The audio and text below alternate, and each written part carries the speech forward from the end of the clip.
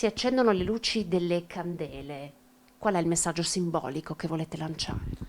Praticamente che la medicina di famiglia è al Lumicino. Il centro Arcella Medica Medicina di Gruppo, che ospita 6 medici di medicina generale, spenderà per luce e gas da gennaio ad ottobre di quest'anno 13.302 euro. Lo scorso anno, per l'intero anno, aveva speso non più di 6.847 euro. Non è difficile comprendere perché oggi tutti i medici di medicina generale hanno deciso simbolicamente di protestare, scegliendo di spegnere le luci e visitare i loro pazienti a lume di candela. La crisi economica ha praticamente triplicato le spese di gestione degli studi, degli ambulatori, che sono tutti a carico del medico.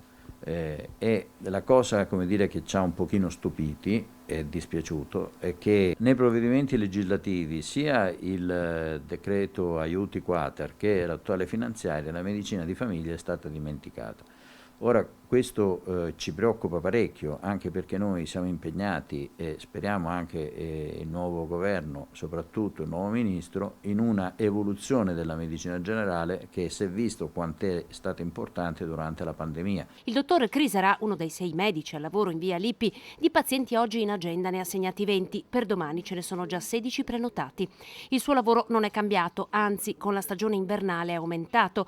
Da gennaio ad oggi ne ha visitati 14.539, eppure nessun aiuto è arrivato a lui come ai suoi colleghi, liberi professionisti, un aiuto per sostenere i rincari dell'energia. La crisi dell'assistenza sul territorio diventa sempre più importante e chiaramente questo dimenticarsi ogni volta del medico di medicina generale porta al lumicino il sistema sanitario nazionale e speriamo che riusciamo a non farlo spegnere. Visite a lume di candela in tutti gli ambulatori oggi, ma non candele qualsiasi, sono le stesse che illuminano il Vaticano. Speriamo che con l'aiuto anche del Padre Eterno queste candele illuminino la mente dei nostri politici locali e nazionali sull'importanza del medico di famiglia.